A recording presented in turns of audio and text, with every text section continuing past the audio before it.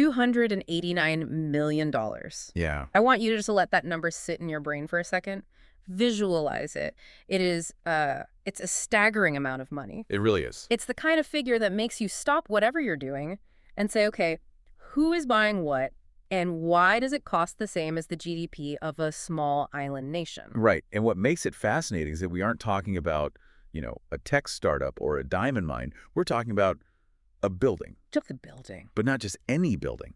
Yeah. A highly strategic piece of the hospitality puzzle in one of the most competitive markets in the world, which is Singapore. Exactly. So today we are unpacking this massive deal, this nearly $300 million handshake that's completely shaking up the Asian real estate scene. And to help us navigate all this, we are diving deep into a really detailed report from moveandstay.com. Which honestly is the perfect source for a deep dive like this. If you don't know, Move and Stay has been the go-to guide for business travelers for over 25 years now. Yeah, they specialize in exactly this kind of inventory. Serviced apartments, hotels, serviced offices, all across the Asia-Pacific region. Right. They're the ones connecting professionals, entrepreneurs, corporate teams with those extended stay solutions. The places that feel a bit more like a home than, a shoebox hotel room. Ideal for stays longer than just a few days. So if anyone knows the difference between a good place to stay and a multi-million-dollar asset, it is them. Absolutely. And today, their reporting is shedding light on the sale of the Oakwood Premier OUE Singapore. It is a deal that has everything. High finance, international consortiums, government approvals, and this very specific strategic pivot that tells us a lot about where the future of travel is heading. So let's get right into it. The headline here is that property developer OUE Limited is selling its luxury service residences and hotel business to a Hong Kong consortium. Which sounds straightforward. It does. Selling a building sounds so simple, but when you peel back the layers, it is essentially a game of Monopoly played at the highest possible level. It really is. And I think the first thing we need to look at is that price tag, as you mentioned, $289 million. Massive. But in high-level commercial real estate, you rarely just write one single check for the building. Right. This was one of the details in the source that actually made me laugh a bit. It's like when you buy a laptop and the receipt says the computer was $1,000 and the power cord was 10, except here the split is just wild. Yeah, it is very distinct. The deal is actually broken into two parts. You have $287.1 million going towards the property itself. So that's the concrete, the glass, the land lease. Exactly, the bricks and mortar. That's being sold by OUE's subsidiary, Alcus Realty, to a new entity called DHI Holding SPT Ltd. Okay, so $287.1 million for the physical shell. And the rest? The remaining $1.9 million is for the business operations and assets. Wait, I need to pause on that. Sure. That actual business, the brand, the operations, the thing that actually generates cash day to day, that is only worth $1.9 million compared to the $287 million for the empty shell. It seems totally disproportionate, doesn't it? It really does. But in real estate, the value is almost always in the physical asset itself. The location, the square footage, the lease terms. The business component here is just the operational layer sitting on top. That makes sense, I guess. And speaking of the asset, there's a very important detail about what they are actually buying, because they aren't buying the land forever. Yes. The lease. This caught my eye in the report. They are buying a 99-year leasehold interest. Correct. But the clock is already ticking on that. The source notes that this lease expires in July 2066. That is the reality of Singapore land law. July 2066. I mean, I'm sitting here trying to calculate how old I'll be. I'll probably be a hologram by then. Yeah, me too. But for a company dropping nearly $300 million, doesn't that deadline worry them? Like, hey guys, in 40-something years, we have to give the keys back. It's a totally valid reaction for a residential homeowner. But in commercial investment, 40 years is a lifetime. Right. Oh, yeah. It's plenty of time to extract value, renovate, profit, and potentially even sell it again to someone else. The valuation models they use strictly account for that declining lease tenure. So they priced it in. Exactly. If it were a freehold property where you own the land forever, the price would have been astronomically higher. Okay, fair point. So we know OUE is selling. Let's talk about who is on the buying side of this massive check. It's a joint venture. You have the AMTD Group and Dorset Hospitality International. Okay. Now, Dorset is a subsidiary of Far East Consortium International, or FEC. That is a whole lot of acronyms to keep straight. It is a bit of an alphabet soup. Yeah. But the key player you really need to watch here is FEC. They are a major Hong Kong-listed developer, and for them, this isn't just about buying a nice building. It is about territory. Territory. What do you mean? Yes. Territory. FEC already runs the Dorset Singapore Hotel. So by acquiring the Oakwood Premier, they are significantly strengthening their footprint in Singapore. It's a diversification play. They are expanding their portfolio in a city that serves as a global hub for business and tourism. So it's like playing Risk. They want to fortify their position in Southeast Asia. Exactly. But here's where I want to bring in that move and stay angle again. Move and Stay specializes in helping people find places for weeks or months or even years. And this property, the Oakwood Premier, has traditionally been serviced apartments. Right. Luxury living for the expat or the long-term consultant. Exactly. But the source mentions this sort of golden ticket hidden in the paperwork, something that changes the entire value proposition of the building. You spotted that. Yes. This is the crucial pivot point of the whole deal. The property recently obtained a hotel license. Hotel license. Now, to the uninitiated, me included, that sounds like just a piece of paper from the city. Why is a piece of paper worth a $289 million investment? Because it changes the math of the building entirely. You see, traditional service departments often have strict local rules, specifically minimum stay requirements. Oh, right. Like you can't just rent it for a weekend. Exactly. You might have to book for at least 7 days or even a full month, depending on the local regulations in that specific zone. Which limits your market. It limits it to a very specific type of traveler. The exact person move and stay usually helps. The corporate relocation, the project manager on a 3-month assignment. Precisely. And don't get me wrong, that is a steady, highly reliable business model. But a hotel license, that opens the floodgates. It allows for short stay accommodation. Yes. 1 night, 2 nights. Now you can capture the tourist market, the weekend getaway crowd, the quick fly-in, fly-out business trip. And I'm guessing the nightly rate for a hotel room is quite a bit higher than the nightly breakdown of a monthly lease. Significantly higher. It's all about yield. Short-term stays definitely have higher turnover and higher operational costs, things like daily housekeeping. Right. But the revenue you generate per night is much, much higher. So by securing that hotel license, the property suddenly becomes this hybrid engine. That makes total sense. It can still do the long-term corporate stuff, but now it can rev up the short-term revenue whenever demand spikes, like around a big conference or a Formula One race. Exactly. It's like having a car that runs on both gas and electricity. Except in this case, the electricity is cold, hard cash from tourists. And that explains why the buyer, FEC, was so interested. It does. In fact, they explicitly mentioned in the source that the total purchase price was attractive given the property's potential. They aren't paying for what the building is right now. They are paying for what it can be with that new license. And they aren't wasting any time making it their own either. The report says they intend to rename it Oakwood Premier AMTD Singapore. Right. And there is another layer to this why by now question. Yeah. FEC noted that the existing management contract has a short tenure remaining. Which honestly sounds like a bad thing when you first read it. Like, oh no, the management team is leaving. Usually, yes, that would be a red flag. But for a company like Dorset, which is essentially a hospitality operator themselves, it is a huge opportunity. Oh, because they want to run it. Exactly.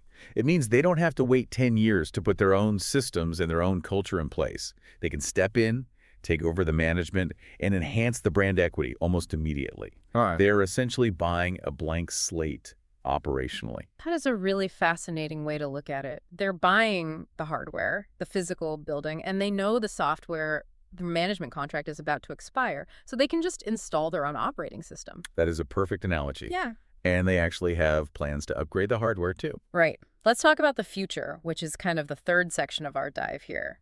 Because they aren't just going to slap a new sign on the door and call it a day. The source specifically mentions asset enhancement. Which is really just corporate speak for renovation. But it's strategic renovation. FEC anticipates making minor asset enhancements to reconfigure the space. And their specific goal is to offer additional hotel rooms.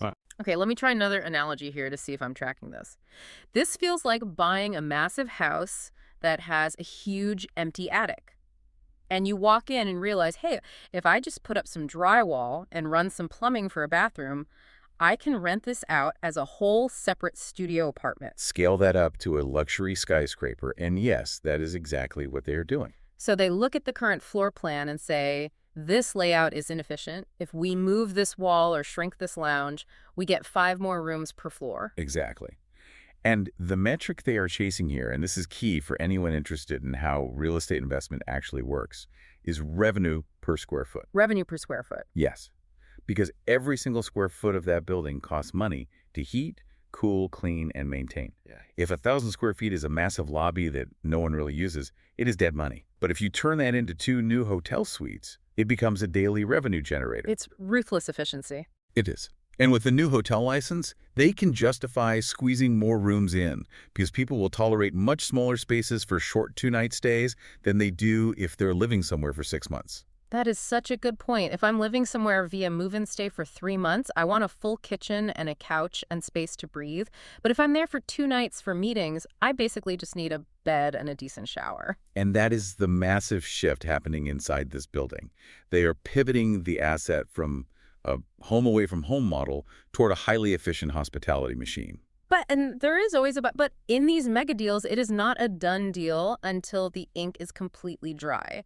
And there are some very peculiar hurdles in this transaction. Ah, yes, the fine print. The finest of prints. The source says this entire deal is subject to the approval of the president. Yes, And to be clear, not the president of the company, the actual president of Singapore. that is correct. Why does the president need to sign off on a building sale? Does he check the plumbing before they close? No, nothing like that.